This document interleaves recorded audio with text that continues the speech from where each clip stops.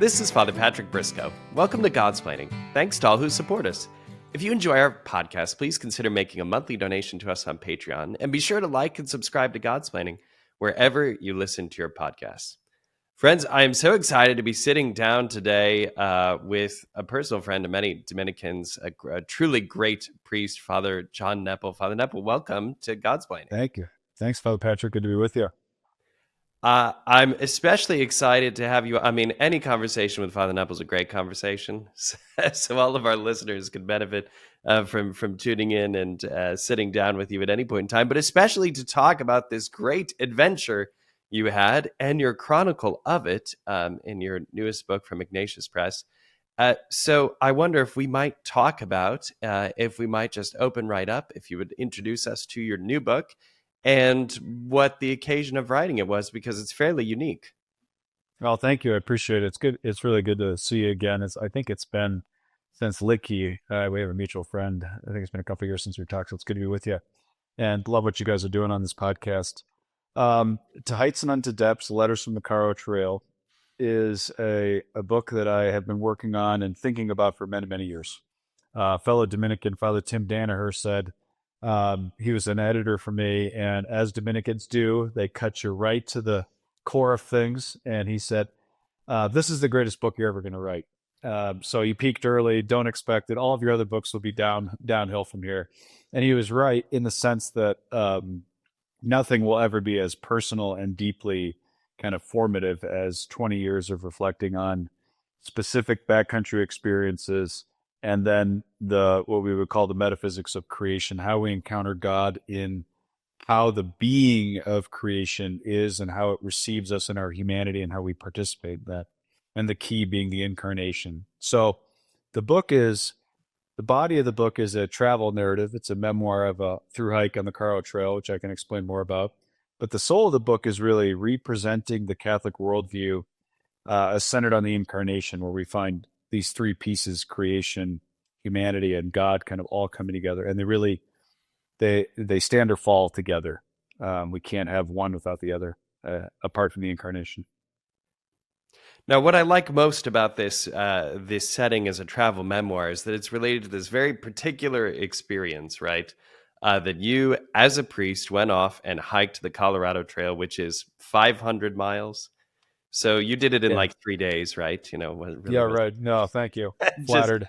just an easy up and down for you. Right. So it was an extraordinary experience. You were accompanied by many people. I mean, I wonder if you could say a little bit about what prompted the desire. Where did the desire to set out on the trail come from? Yeah, so I had done aspects of the trail and backpack for a long time in Colorado, but it was really at the initiative of a friend, one of the guys I talk about in the book, who's now in seminary, that he said, let's do it as a through hike. So let's do the whole thing in one go. 486 miles, 90,000 feet up, 90,000 feet down.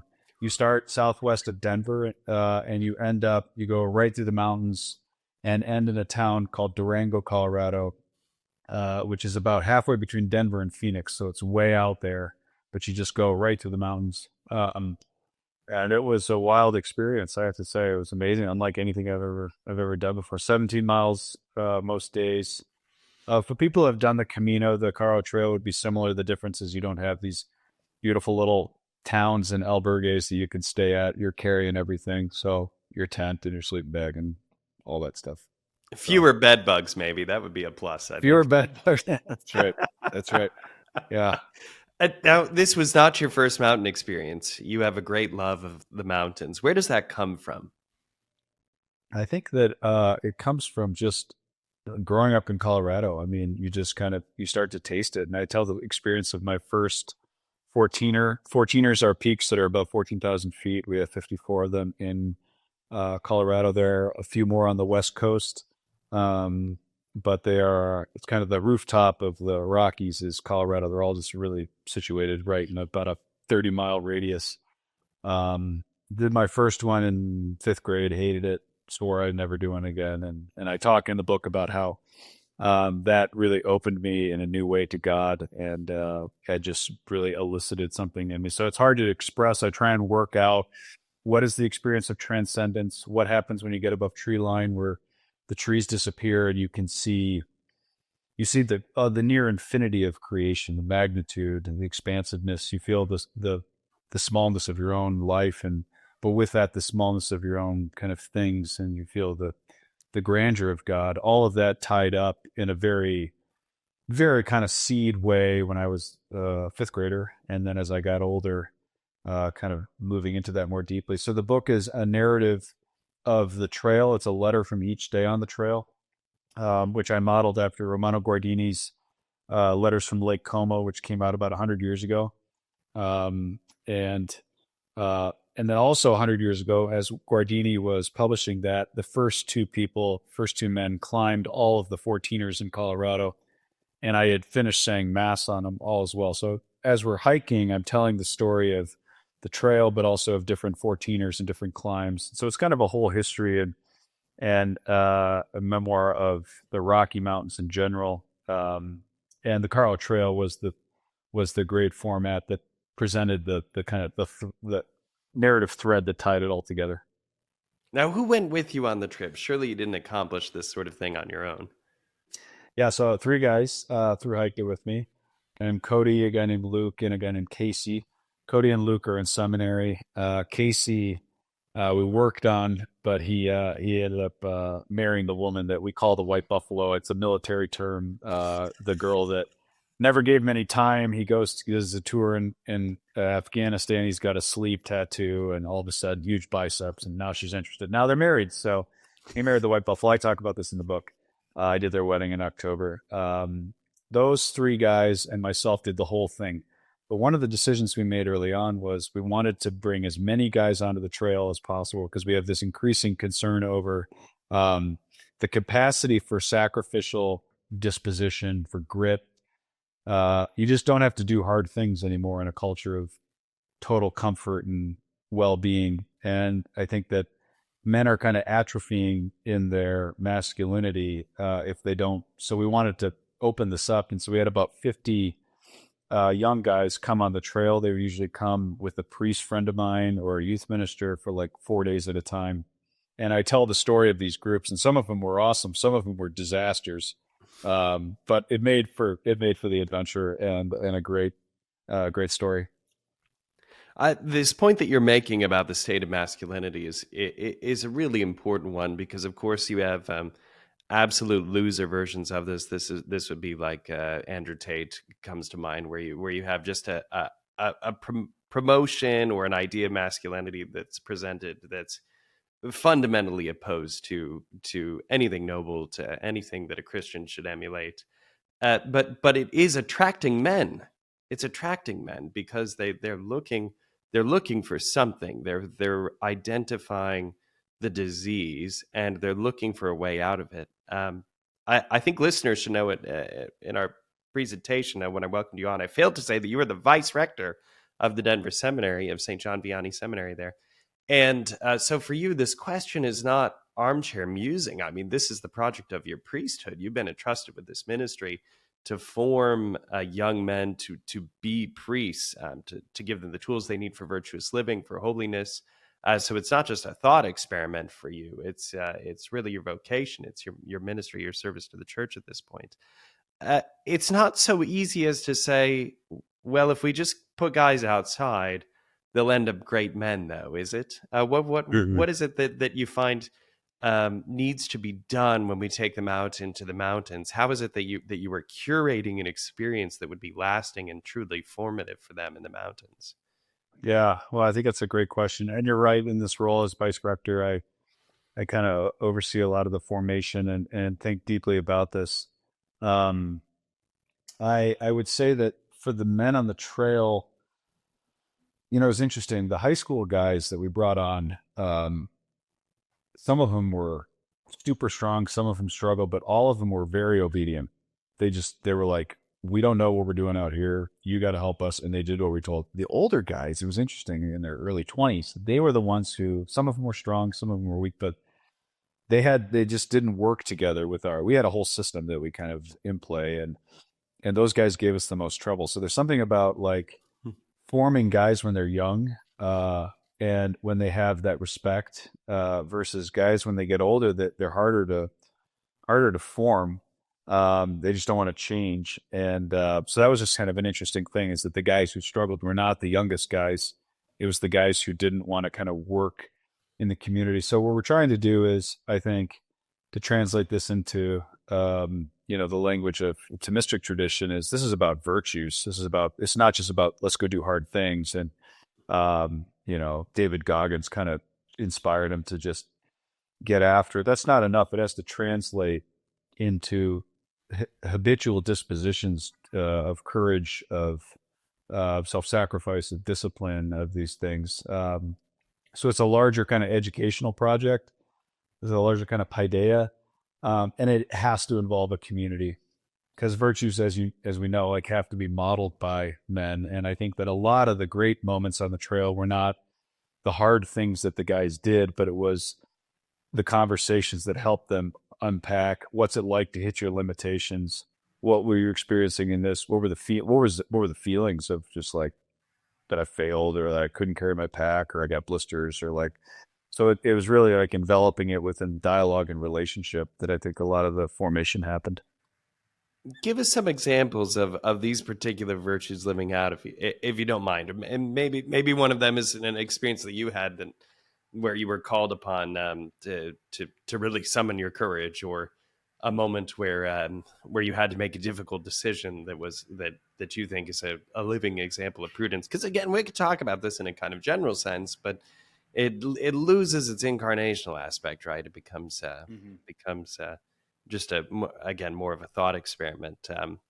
So I want to hear one or two particular anecdotes of virtues that Yeah. you've Well, experienced you on could the do this trail. a lot better than I could. But I would say that the kind of general thread when you're on a pilgrimage type experience is the virtue of hope. And the way that, Mhm. like, Pieper and Aquinas talk about the need for humility and magnanimity, to really get the virtue of hope, the living in the promise of we're not there yet, we're not in Durango, we're still on the trail, things are getting really hard. Hope is what kind of continues to move us forward. Peggy has that beautiful line of, the virtues of these three little girls, and the smallest is hope in the middle, but she's running forward and carrying faith and charity. She's dragging them with her.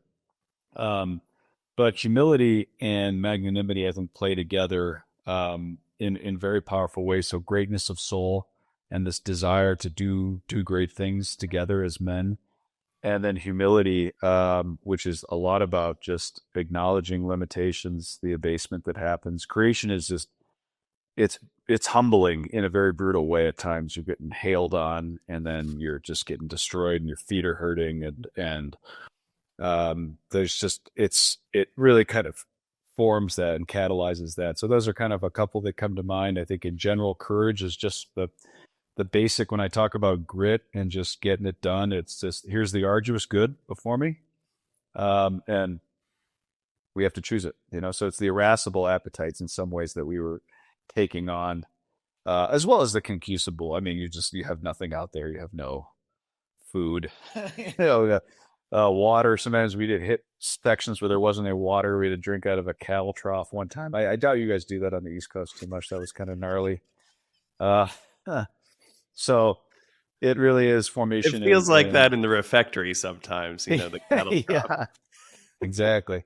But yeah, I think that, temperance and fortitude in many ways were really kind of integral to it, in terms of just the appetites, and being able to kind of, understand the desires and kind of control them, have self mastery over them, which allows to do hard things.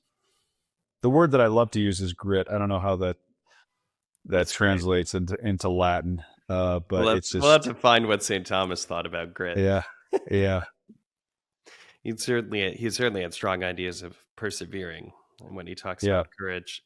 When people begin to think about the outdoors, I think there's a renaissance, an awakening, a realization of just how controlled by technology we are, and how much of an imposition on our daily life technology is. But you were out in the wilderness for this trek, across these 500 miles. What was it like to be distant from distant from the modern world with all of our conveniences, with all of our technology. You stepped away from that in a very intentional way. Yeah, it was fantastic. It is what it was. I did something that really pissed a lot of people off. I put an email auto reply that said, for the month of July, I'm through hiking the Caro Trail. I will not be available by email. When I return on August 1st, I will delete every email in my inbox. So please, if you want to get a hold of me, respond after August 1st. Drove people nuts. And you know what? That's You know what phenomenal. That's It great. was amazing. And you know That's what like a happened? European out of office. Totally. Everything was fine. That was the thing. It's like the world is fine without me. I don't need to be like it's I think email is very important and I respond daily, but like it was really good to have this sabbatical away from technology, not just because this thing is not a tool anymore, it's a device, and devices are there's algorithms and there's structures to they're changing the human experience. It's not just a tool that I use the original meaning of techne. It's there's something categorically different about the shift that happened, and the way that we interact and digitize the reality of and relationships and things. Um, Stepping out of that helped me to understand like um, all of my self reliance on these things and also my need to be needed by them. It just fell away, and it created a real possibility of freedom. And I look for occasions now to kind of reset in that. I'm not a Luddite, so I'm not just like I'm getting rid of my phone forever. I think that it's a huge technology. Obviously, is really important in the world we live in, and there's so many amazing things about living in a technological world. I got a toothache one time in a hut at 12,000 feet, and I was stuck there for 3 days because I was leading the trip, and I needed a root canal. And I was reading Rousseau, and I was kind of doing the whole like, oh, nature's so amazing. And then I was like, I want this tooth needs to be removed, and I'm out of whiskey. And I went back to Denver, and I went to the dentist, and I had a root canal, and I was like, thank God for technology, you know.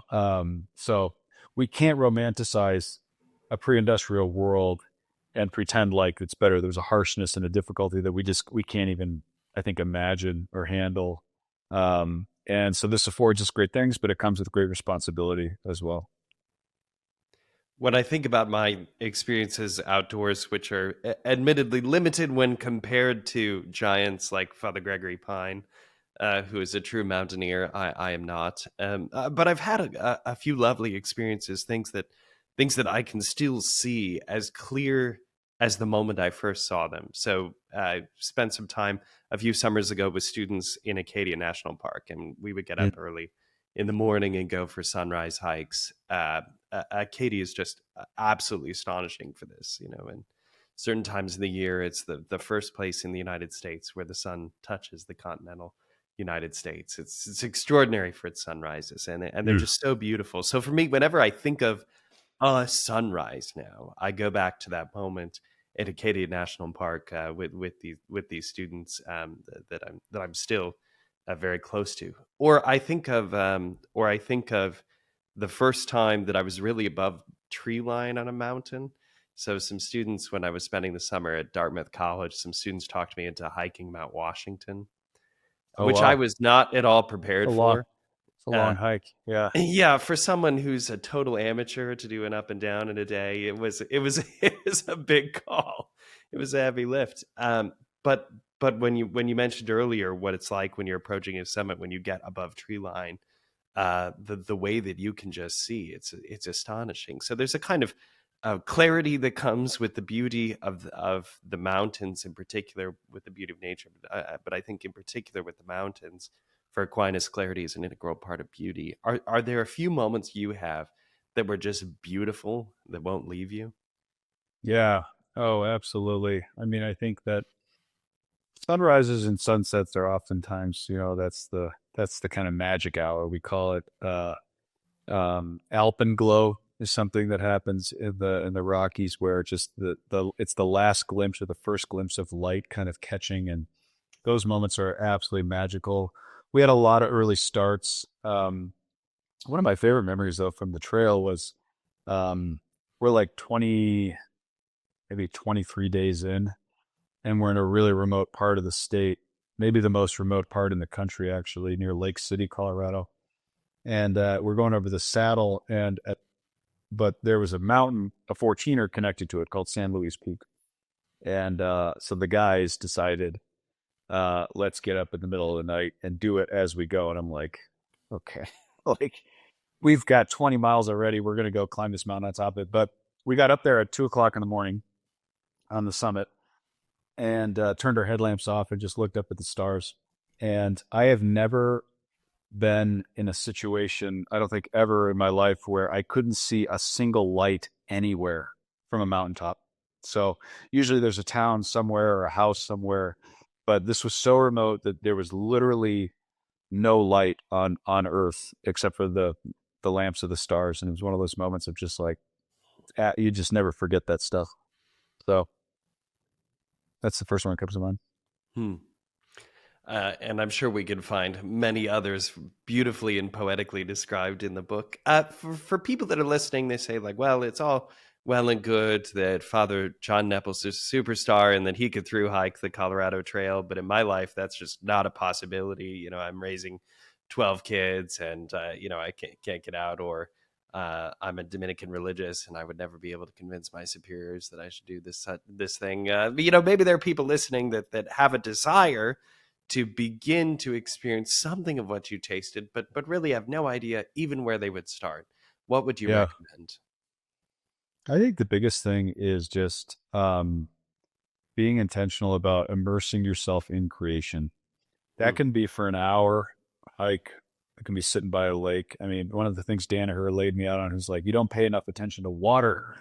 He's from the Midwest, and he's like, this isn't a condemnation on your writing. This is a one on your soul. Pay more attention to water. So water is a beautiful thing. If you live by a coast or lakes or rivers, we just don't have a lot of water out here. We have mountains, but I would say find the national parks, find the wilderness areas, find the green belt in your neighborhood, and be intentional. This, especially in Lent, about just being and immersing oneself in creation, turning the phones off. Because what it does is it reawakens our creatureliness, that we realize that we are creatures, and that we understand God only as creatures, which means we're relational, we're dependent, we're limited, but we're also gifts. And so I would say don't be afraid of that. And then also with kids when they're really young, it's obviously just you're doing what you can to get by. But like I started taking my nephews on adventures and age appropriate, and you can do anything you want with kids. It's just a little harder, I think, from what I've seen from my family.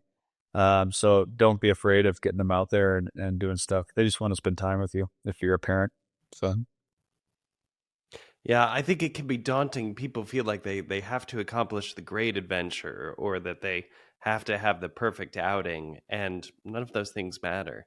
To your point, you just have to get out and do something. yeah, and start with okay. So like, let's say you're like, I could never backpack. It's like, well, start with camping. Car camping is a great way to start and see what you like. And then if you do, like, you can backpack a day or two. It doesn't need to be.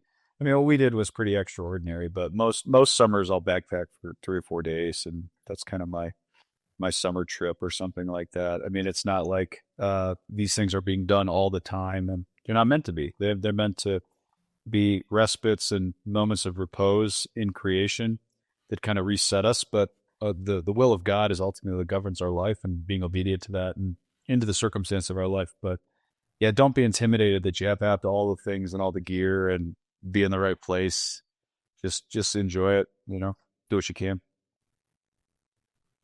Awesome. Well, Father, thank you so much for taking the time for talking to our Godsplaining audience here. Again, the book is Two Heights and Unto Depths: Letters from the Colorado Trail. It's by Ignatius Press here. It's with Ignatius Press. You can find it there on their bookstore, on Amazon, or any other place where Catholic books are found. We'll drop a link in there into the notes. Father Nepil, do you have any other projects you'd recommend to our listeners? Where can they find you or follow you? Catholic stuff you should know is the podcast if you're interested in that. Yeah, other than that, not as much as kind of doing odds and ends with this thing for right now. So thanks again, Father Patrick. Great to be with you. Friends, pray for vocations, pray for Father's work at the seminary.